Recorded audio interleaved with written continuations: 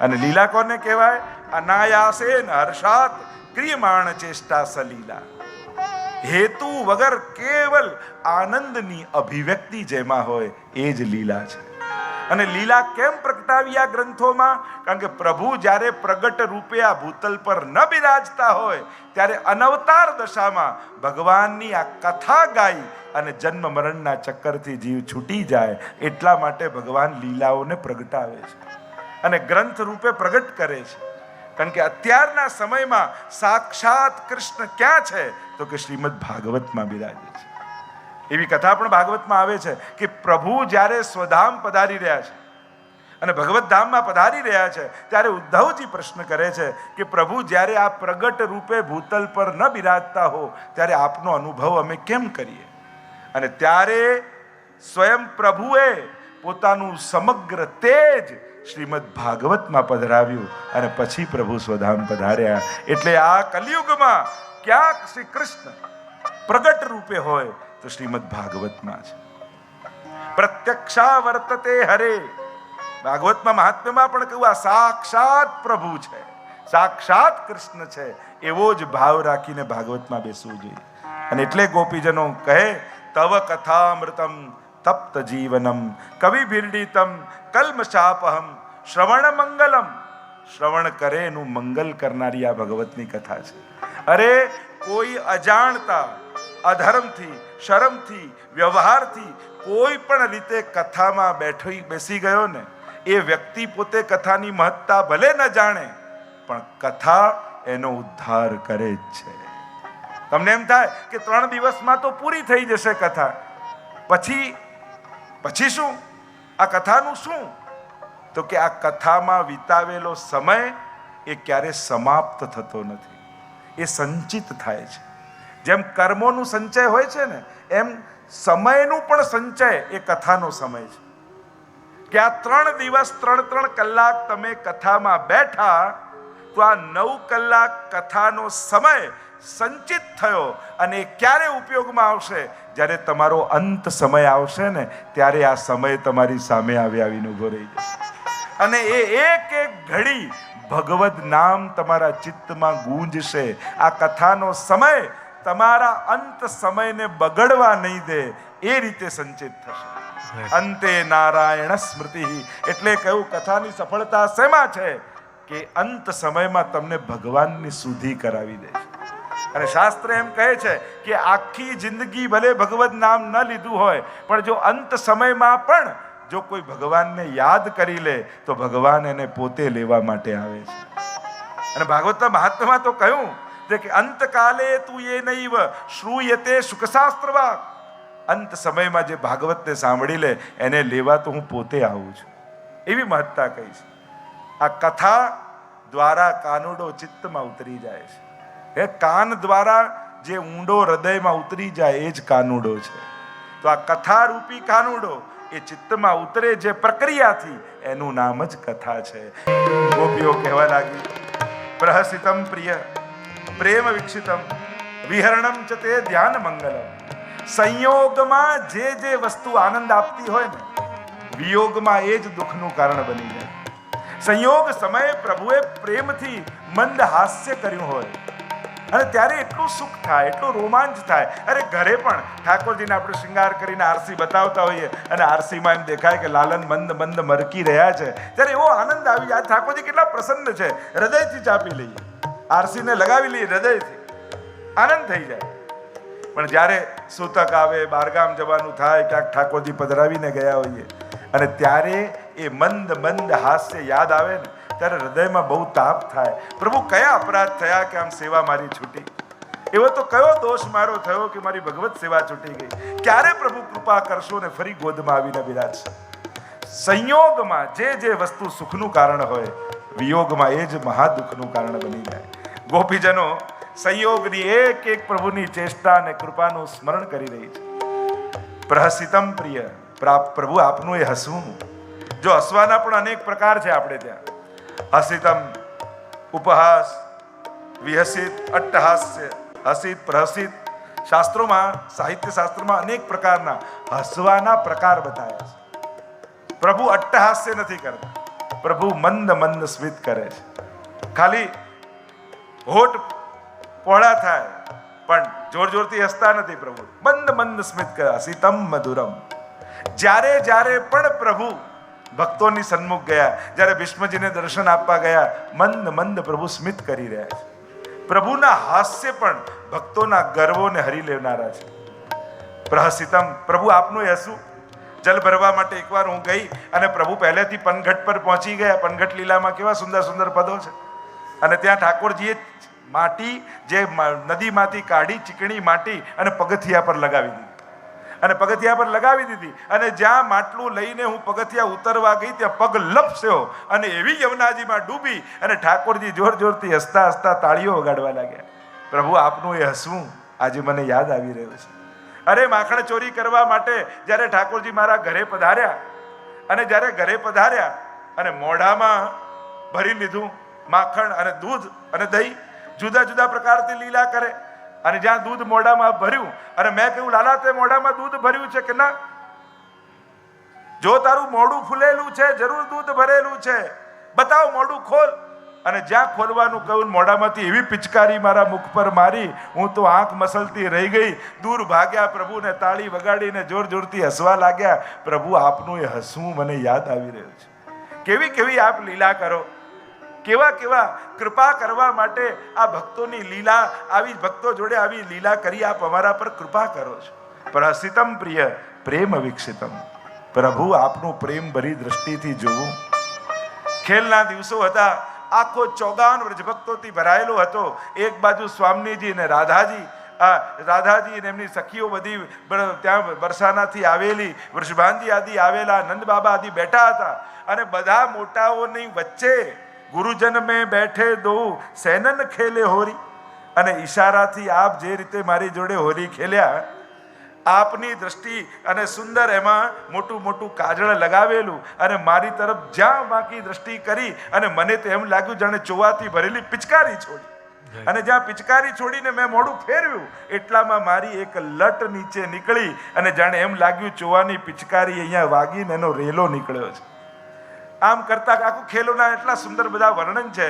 લાલ, અબીર, બધા પ્રકારના ઈશારાઓથી ઠાકોરજી સ્વામીજી સાથે સૈનન ખેલે હોરી, સંકેતથી હોરી ખેલી રહ્યા. જો હમણાં વસંત પંચમી આવશે અને સુંદર ખેલના દિવસો આવશે તો પ્રભુ પ્રેમ વિકસિતમ, પ્રભુ આપનું પ્રેમ ભરી દ્રષ્ટિથી જોવું એ આજે મને સુધી આવી રહી છે.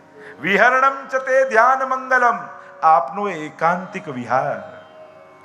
કેવા પ્રભુ આપે જ્યારે નિકુંજમાં મને બોલાવી, રાધાજી યાદ કરે છે સ્વામીજી, અને નિકુંજમાં ઠાકોરજી અને સ્વામીજી બિરાજમાન છે અને ઠાકોરજી સારંગ રાગ વેણુમાં વગાડી રહ્યા છે. અને વગાડતા વગાડતા પ્રભુના મનમાં મનોરથ થયો કે અરે હું તો વગાડું છું પણ સ્વયં સ્વામીજી છે ને એ તો 16 કળાઓમાં નિપુણ છે. અને પ્રભુના મનમાં એ મનોરથ થયો કે આજે સ્વામીજી વેણુ વગાડે તો. હવે સ્વામીજી તો માનધારી છે, માન ધરવા વાળા છે. અને જે બહુ જ નિપુણ હોય ને કળામાં, એને એમ કહો ને એ કીર્તન ગાઓ ને. એટલે શું, હમણાં ગળું ઠીક નથી, હમણાં મારે જવાનું છે, જલ્દી ગાય નહીં. કોઈ વગાડવામાં નિપુણ હોય ને આપણે થોડી વાર સંભળાવો ને, તો ના હમણાં નહીં, પછી ક્યારેક શાંતિથી બેસીશ, ટાળી દે. તો સ્વામીજી પણ એવા જ છે. ઠાકોરજીએ કહ્યું કે સ્વામીજી, રાધાજુ, આજે આપ વેણું વગાડો ને હું સાંભળું. અરે ના ના પ્રભુ, મારાથી નહીં વાગે. સ્વામીજી ના પાડી. પ્રભુના મનમાં મનોરથ છે. ભગવદીઓ કીર્તનમાં ગાય, બેઠે હરિ રાધે સંગ કુંજ ભવન અપને રંગ. બેઠે હરિ રાધા સંગ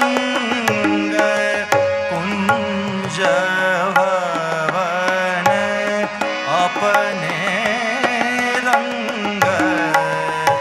કર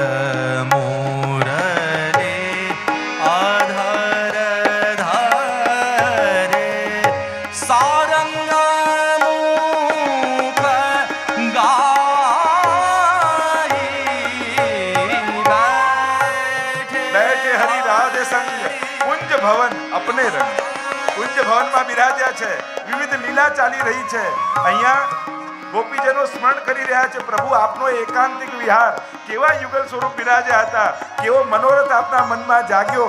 અને ઠાકોરજીને થયું કે એમ તો નહીં માને, શું કરું? એટલે ઠાકોરજીએ વેણું વગાડી, પણ જાન બૂझ એક તાન ચૂક કે બજાય. જાણી કરીને ખોટું વગાડ્યું, ચૂકીને વગાડ્યું. અને બહુ જાણકાર હોય ને એ ખોટું સહન ન કરી શકે. એને એમ થાય, અરે આવું વગાડાતું હશે, લાવ લાવ હું વગાડું. અને લઈ લીધી વેણું સ્વામીજીએ, और वही तान सुनाई, वही तान सुनाई. અને સ્વામીજીએ એ જ સારંગ રાગ નવીન રીતે વગાડ્યો અને પ્રભુ એટલા પ્રસન્ન થઈ ગયા. આ તો મારો મનોરથ હતો. અરે રીચ દઈ અંકમાલ બહુ પ્રસન્ન થયા. પોતાની માળા પુષ્પની લઈ અને ઠાકોરજીના ગળામાં ધરાવી, और ભલે ભલે ઝુલાલ, પ્રસન્ન થઈ ગયા. પ્રભુ આપનો એકાંતિક વિહાર, આપની એ પ્રેમભરી દ્રષ્ટિ, આપનું એ મંદ સ્મિત જે કેવલ અમારા માટે હતું. પ્રભુની પ્રત્યેક લીલાઓ એ બધા માટે નથી. જો દરેકને લીલા અનુસાર અધિકાર ભેદ પણ છે. કેટલાક મહાત્મ્યના જીવો છે અને પ્રભુ મહાત્મ્ય બતાવે છે. કેટલાક સાખ્ય ભાવના છે અને સાખ્ય ભાવનું દાન, વાત્સલ્ય ભાવના છે અને વાત્સલ્ય ભાવનું દાન, માધુર્ય ભાવવાળા અને માધુર્ય ભાવનું દાન. મહાપ્રભુજી એટલે જ કે સર્વ ભાવે પ્રભુને લાલ લડાવવા. તો એ આપનો એકાંતિક વિહાર અને પ્રેમ, કહું કે એકાંતિક વિહાર, આપનું એ મંગલ ધ્યાન જે એ સમયે સુખ આપતું હતું, આજે ચિંતન કરી કરી અમારા હૃદયને ક્ષુબ્ધ કરી રહ્યું છે. એ આપનું એ એક એક વિહારની એક એક ક્ષણો જે પરમ સુખનું કારણ હતી, એ વિયોગમાં પરમ દુઃખનું કારણ બની છે.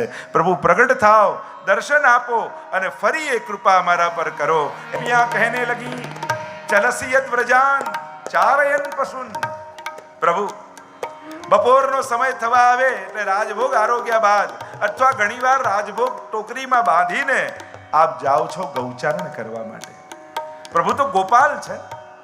જો પ્રભુની દિનચર્યા આપણા સેવાના ક્રમમાં તમે જુઓ તો 4 પ્રકારથી પ્રભુનું ભજન થાય છે. બ્રહ્મ ભાવ, વાત્સલ્ય ભાવ, બાલ ભાવ. બીજું, ઠાકોરજી ગુવાળ છે અને એટલા માટે એમની દિનચર્યા જોવા જાઓ ને તો એ ગ્વાલની છે. અને ચોથું, પ્રભુ બ્રજના રાજા છે એટલે રાજા જેવો અહોભાવ પણ છે. આ 4 પ્રકારથી પ્રભુ સેવનીય છે. એટલે જ આપણે ત્યાં જ્યેષ્ઠાભિષેક આદિ બધું થાય, કારણ કે બ્રહ્મ છે ને એ આનંદ માત્ર કરપાદ મુખોદરાદિ, એ વેદમાં વર્ણિત આનંદ જ બ્રજમાં પધાર્યો છે. એનો આ ઉત્સવ છે અને એટલે જ તો મહામહોત્સવ છે. બ્રહ્મ ભાવ, બીજું બાલ ભાવ, વાત્સલ્ય ભાવ. નાનું બાળક છે, ભલે બ્રહ્મ છે પણ અત્યારે બાલક બનીને છે, એટલે જેવી કાળજી બાળકમાં રાખી એવી ઠાકોરજીમાં રાખી. ત્રીજું, ગોપાલનો ભાવ, ગ્વાળનો ભાવ. એ ગ્વાલા છે ઠાકોરજી. એટલે પ્રભુની આખી એ દિનચર્યા એ બ્રહ્મ જેવી નથી, નહીં તો આખું પૂજન પદ્ધતિ થાય. એ ગુવાળ જેવી છે. અને એટલા માટે ઠાકોરજી ગૈયા આરોગે, ગાયોને લઈને ચરાવવા પધારે, અનવસર થાય, ઉત્થાપન થાય, સંધ્યારતી ગાયોને લઈને પાછા પધારે. જેવા એક ગોવાળની દિનચર્યા હોય એવી દિનચર્યા આપણા અષ્ટયામના ક્રમમાં છે. હે ને? તમે જોવા જાઓ તો ગોવાળ જેવી. અને અહોભાવ કેવો કે વ્રજના રાજા છે, વ્રજરાજ વિરાજિત ગોશ્વરે. એ વ્રજના રાજા છે, નંદ બાબા રાજા છે અને પ્રભુ એમના બાળક છે. એટલે વ્રજના રાજા ઠાકોરજી. એટલે અહોભાવ રાજા જેવો, એટલે શૃંગાર રાજા જેવા આવે. ભોગ કેવો? રાજભોગ, રાજા જેવો ભોગ. વસ્ત્રો રાજા જેવા. એટલે આ 4 ભાવ સેવાના ક્રમમાં હોય છે. એ જ રીતે અહીંયા ગોપીજનો કહે છે કે પ્રભુ જ્યારે આપ ગાયોને લઈને ગૌચારણ કરવા પધારો છો, ચલસી યદ વ્રજાન ચારયન પશુ, અને ખુલ્લા પગે પધારો છો. સીધો સાદો અર્થ કરું તો એ થાય કે આપ જ્યારે ખુલ્લા પગે ગાયોને ચારવા વનમાં પધારો, અને વનમાં જ્યારે આપ પધારો છો ત્યારે ગોખરું હોય, કાંટા હોય, કાંકરા હોય આપના પગમાં વાગે, પણ આપના ચરણ તો અમે હૃદયમાં પધરાયા છે એટલે અમારા તો હૃદયમાં વાગે છે. એ કાંટો જે આપના ચરણમાં વાગ્યો હોય, આપના તો ચરણમાં, પણ અમારા હૃદયમાં સીધો ખૂંચે છે. ચલસિયત વ્રજાન. આપ જ્યારે ગાયોને લઈને પધારો, એકવાર બધી ગોપીઓ ભેગી થઈને યશોદાજીને કહેવા લાગી, યશોદા આ તું ઠીક નથી કરતી. કેમ શું થયું? આ લાલનનું તું ધ્યાન નથી રાખતું. કેમ શું ધ્યાન ન રાખ્યું? આ તારો લાલન રોજ ખુલ્લા પગે ગાયો ચરાવવા જાય, કાંટા કાંકરા ગોખરું એને લાગે અને એને કેટલો શ્રમ પડે. એને મોજડી તો પહેરાવ. યશોદાજીને તો વાત સાચી છે, મેં ધ્યાન નહોતું આપ્યું, સારું થયું તમે ધ્યાન દોરાવ્યું, હમણાં જ રત્ન જડિત મોજડી સિદ્ધ કરાવું. અને રત્ન જડિત મોજડી સિદ્ધ કરાવી અને કરાવીને લાલન ગૌચારણ કરવા જતા હતા એટલે મૈયાએ બોલાવે, લાલન અહીંયા આવો. હા શું છે મૈયા? લો આપના માટે રત્ન જડિત મોજડી સિદ્ધ કરાવી છે, આજથી આપ ધારણ કરીને પધારજો. અને પ્રભુ તો મોજડી ઉપાડીને ભાગ્યા ગૌશાળામાં, અને ગૌશાળામાં જઈને ગાયના પગમાં મોજડી પહેરાવા લાગ્યા.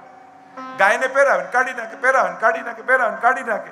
મૈયા જોઈને હસીને કહે, અરે લાલા, ગાય કોઈ મોજડી પહેરતી હશે? એ તો ખુલ્લા પગે જ જાય. તો લાલન બોલ્યા, જો લાલનની ગાય ખુલ્લા ચરણથી જાય તો આ ગાયોનો લાલન પણ ખુલ્લા ચરણારવિંદથી જશે.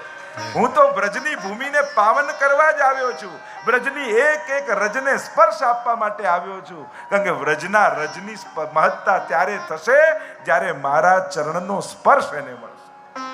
અને ત્યારે જ તો મોટા મોટા મુનિઓ ને દેવતાઓ વ્રજવાસ કરવા આવશે, કારણ કે જ્યારે મારા ચરણનો સ્પર્શ આ રજને થયો હશે. એટલે તો આ ત્રણ વગર કૃષ્ણ પણ અધૂરો કહેવામાં આવ્યો છે.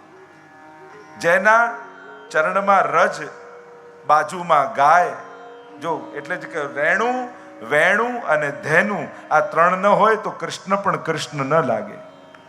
અને કદાચ કોઈ ચિત્ર દોરો ને કૃષ્ણને ન બનાવો, પણ ગાય બનાવો, મોર પીછું બનાવો ને વાંસળી બનાવો તો બધા સમજી જાય કૃષ્ણનું ચિત્ર લાગે છે. આ ત્રણ તો એની ઓળખાણ છે. તો ચરણના સ્પર્શની રેણુ, કારણ કે રેણુની મહત્તા છે આપણે ત્યાં. આ રેણુ, આ રજની મહત્તા છે. અને એમાં પણ ઠાકોરજી ગૌચારણ કરવા 3 સ્થાન પર પધારે છે. અહીંયા ગોપીજનોએ કહ્યું, ચલસી યદ વ્રજાન ચારયન પશુન નલિન સુંદરમ નાથ તે પદમ. અને ક્યાં પધારે? શ્રીલ તૃણ અંકુરઈ. આ 3 ભૂમિમાં ઠાકોરજી ગૌચારણ કરવા પધારે.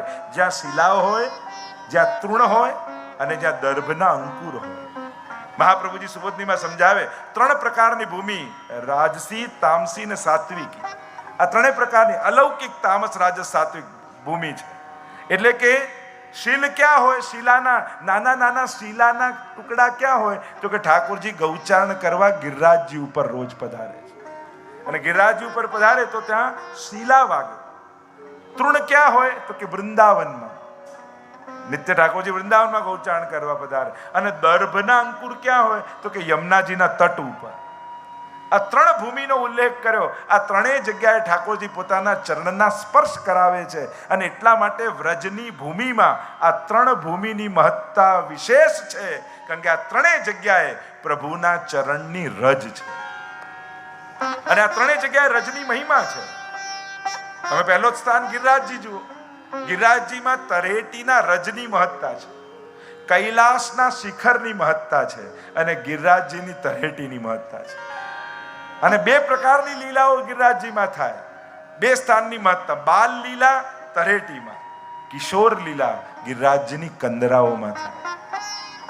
પણ તટમાં, તરેટીમાં રજ એટલે કે વ્રજ રજ મેં લોટત ગોવિંદ કુંડ મેં નહીએ તરેટી શ્રી ગોવર્ધન. મહિમા શેની છે? ત્યાં સ્પર્શ કરાવ્યો હતો એમ નથી કહેતો હું, ધ્યાન રાખજો.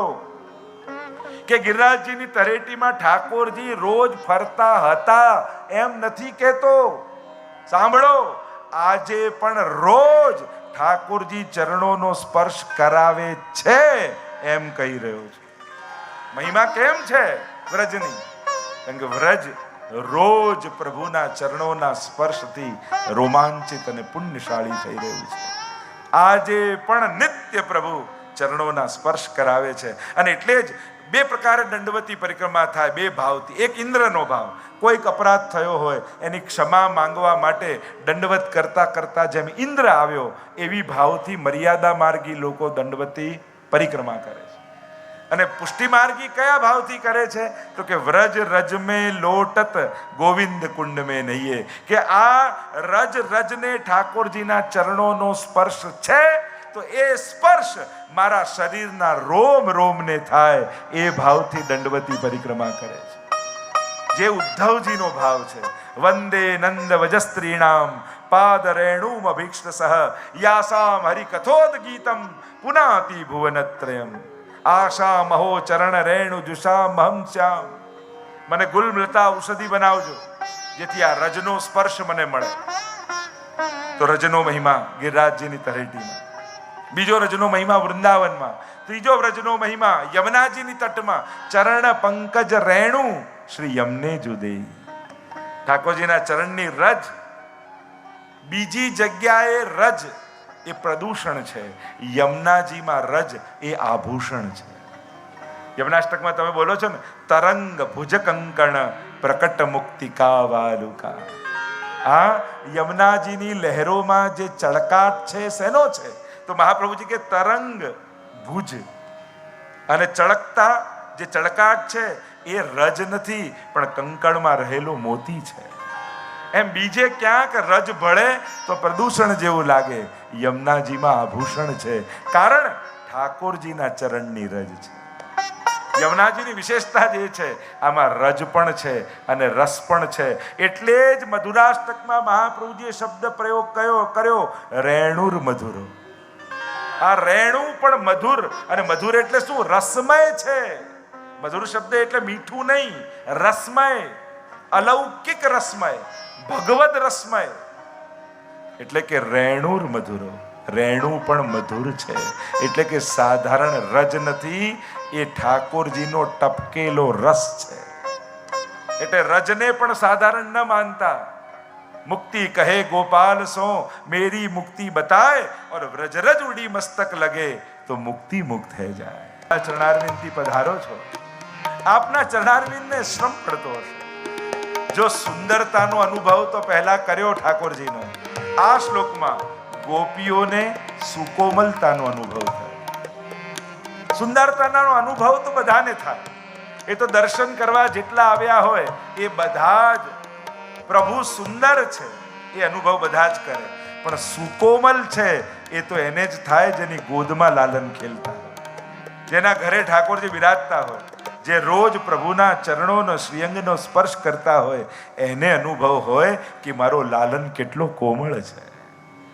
કારણ કે કૃષ્ણની સુંદરતાનો જ કેવલ અનુભવ કરવો એ અધૂરો અનુભવ છે. કૃષ્ણ ભલે તમારી સામે આવીને ઠાકોરજી ઊભો હોય, પણ એ પણ સાક્ષાત્કાર હોઈ શકે, પણ સ્વાનુભાવ તો ત્યારે થયો કહેવાય જ્યારે એની સુકોમલતાનો અનુભવ થાય.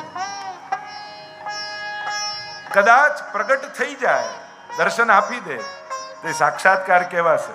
પુષ્ટિ માર્ગમાં સાક્ષાત્કાર નથી, અહીંયા તો સ્વાનુભાવ છે. તમને પોતે તમારી સર્વ ઇન્દ્રિયો દ્વારા એ અનુભવ કરાવે, એ જ એનો સાનુભાવ છે. તો સુંદરતાનો અનુભવ તો થાય. કેવા એ સુંદર છે એ તો ઘણાએ ઘણું ગાયું, પણ કેવો એ કોમળ છે એ તો આપણા અષ્ટછાપ ભગવદીઓએ અનુભવ કરાવ્યો, આપણા આચાર્યોએ અનુભવ કરાવ્યો. મહાપ્રભુજી આદિએ નવનીતલાલ પર કેવી કૃપા! નવનીતલાલ તો કહે હું તો આપની જોડે સૈયાજીમાં પહોંચીશ. વાર્તા પ્રસંગો તો જુઓ, ગજ્જન ધાવનની વાર્તામાં કેવા કેવા અનુભવ કરાવ્યા, કેવા કોમળ પ્રભુ છે. અને એટલે સેવામાં સુંદરતાનો ભાવ તો રાખો છો, પણ સુકોમલતાનો ભાવ ન હોય તો સેવા અધૂરી કહેવાય, વૈષ્ણવતાનો ભાવ અધૂરો કહેવાય. એટલે સુકોમલતાનો ભાવ સેવામાં સતત રાખજો. કઈ રીતે પધરાવવા, કઈ રીતે પોઢાવવા, કઈ રીતે શૃંગાર ધરવા, આ બધાનો વિવેક છે. નહીં તો ઘણા લોકો શૃંગાર કરે ને તો આ યોગાસનના બધા યોગ કરાવી નાખે. આમ કરે ઠાકોરજીને, આમ કરે ને નુપુર ધરાવા હોય તો ઊંધા કરી દે, શીર્ષાસન કરાવી દે. અરે આ રીતે શૃંગાર થાય? ઠાકોરજી હલવા ના જોઈએ, સીધા રહેવા જોઈએ. અને એ ચતુરાઈ સેવકમાં હોવી જોઈએ કે પ્રભુને ઓછામાં ઓછો શ્રમ આપી કઈ રીતે સર્વ શૃંગાર પ્રભુને ધરાવવા, આ કુશળતા હોવી જોઈએ. પધરાવો તો પણ કઈ રીતે પધરાવો? ઘણા તો આમ ડોકથી લઈને આપે, લો અમારા લાલન. અરે આ કોઈ ખીલોનો છે? અરે પુષ્ટાવ્યા ના હોય તોય પકડવાનો, પોઢાડવાનો, પધરાવવાનો આ વિવેક તો હોવો જ જોઈએ વૈષ્ણવમાં. ના અમારા પુષ્ટાયા નથી, પુષ્ટાયા નથી, પણ ઠાકોરજી તો છે કે નહીં? પ્રભુનો આકાર હોય એને પણ એટલો જ આદર આપવો જોઈએ. એમ નહીં માનું આ તો ખાલી ફોટો છે. ફોટો છે પણ ઠાકોરજીનો ફોટો છે, એની મહત્તા ક્યારેય કમ નથી થતી. આ વિવેક રાખજો. અને એટલે જ કેલેન્ડરમાં હોય કે પુસ્તકમાં હોય કે ઠાકોરજીના ફોટા હોય, છેલ્લે એનો વિનિયોગ કઈ રીતે કરવો એનો વિવેક હોવો જોઈએ. પ્રભુનું ચિત્ર આદરણીય છે. તો એમ જ ઠાકોરજીની જ્યારે સેવા કરો ત્યારે ઝાંપીજી કઈ રીતે કરવા, ઘણા તો ઝાંપીજી ખોલીએ તો પ્રભુ દેખાય જ નહીં, પછી ગાદી નીચેથી મળે. તો ઝાંપીજી પણ કઈ રીતે કરવા, કઈ રીતે ઓઢાડવા, કઈ રીતે જારને, ઘણા તો એવા ઝાંપીજીમાં જારી મૂકે, ખોલે ત્યારે બધું ભીનું ભીનું થઈ ગયું હોય. તો વિવેક છે કઈ રીતે જારીજી પધરાવા, બંટાજી કઈ રીતે રાખવા, લડ્ડુ ચોરે એટલો હાથ એ રીતે રાખવો. પોઢાવાનો એક વિવેક છે, આરોગાવાનો વિવેક છે, સ્નાનનો વિવેક છે, શિંગારનો વિવેક છે. વિવેક વગરની સેવા પ્રભુને શ્રમકારક થઈ જાય. એટલે આ બધું શીખવું જોઈએ. કેવલ શિંગાર ધરતા શીખવાડો, શિંગાર ધરતા શીખવાડો. હા, એ કદાચ તમે યુટ્યુબ પર કે કોઈની પુસ્તક વાંચીને શીખી જશો, પણ સુકોમલતા તો કોઈ ભગવદી વૈષ્ણવ સાથે સેવા કરી હશે ને તો જ આવડશે. કોઈ સાચા વૈષ્ણવના સંગમાં સેવા કરવા ક્યારેક બેઠા હશો ને તો જ આવડશે. તો સુંદરતાની સાથે સુકોમલતાનો અહેસાસ થવો જોઈએ. મારા પ્રભુ કેટલા કોમળ છે, આ ભાવ, અને એ ભાવ મનમાં આવે ત્યારે સેવાનો ભાવ પ્રગટે. અહીંયા ગોપીજનોને સુકોમલતાનો ભાવ થયો. પ્રભુના એ કોમલ ચરણારવિંદ, અને એ આમ ખુલ્લા જ્યારે પધારતા હોય પ્રભુ સાથે, અને કાંટા કાંકરા દર્ભના અંકુરો વાગતા હોય, પ્રભુને કેવો શ્રમ પડતો હશે. પ્રભુ આપના શ્રમને જોઈ અમને અતિશય દુઃખ થાય છે. અને આ જ્યાં સુધી આત્મીયતાનો ભાવ ન જાગે ત્યાં સુધી તત્સુખનો ભાવ પણ ન પ્રગટે. જો સુંદરતાનો ભાવ, સુકોમલતાનો ભાવ અને તત્સુખનો ભાવ, વૈષ્ણવનું જ્ઞાન શેમાં છે? પ્રભુના સુખને જાણવામાં. કારણ કે બધા શાસ્ત્રો તમને મોડે થઈ જાય, પણ પ્રભુનું સુખ શેમાં છે એ જ ખબર ન પડે તો મિથ્યા ગાન પોથી કો કહ્યું, સભી જ્ઞાન પોથી કો. એ તો પછી પોથીમાં રહેનારું જ્ઞાન છે. પ્રભુને શેમાં આનંદ આવે છે એ શીખો. અમને તો આવું ફાવે એટલે અમે તો આમ કરી નાખીએ. આ નબળા વૈષ્ણવની વિચારધારા છે. ના, પ્રભુને શું ગમે મારે એ રીતે સેવા કરવી છે. પ્રભુને શું રૂચે છે, હવે શેમાં જાણવું? પ્રભુને ગમતું ને ન ગમતું તો કે મહાપ્રભુજીની રીતમાં. એક વસ્તુ યાદ રાખો, પ્રેમ સેવા કરતી સમયે સદા આપણા હૃદયમાં રહેતો નથી. પ્રીતિ હંમેશા રહેતી નથી, પણ રીતિ પકડી રાખશો ને તો પ્રીતિનું દાન ઠાકોરજી કરશે.